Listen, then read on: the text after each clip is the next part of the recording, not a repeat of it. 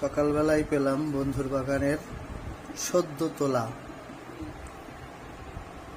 শসা অর্গানিক। খেতে নিশ্চয়ই সুস্বাদু হবে।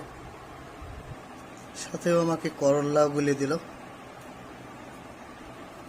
একদম সদ্য তোলা করল্লাগুলি, ভীষণ দেখতে লোভনীয়, যে একদম সুন্দর।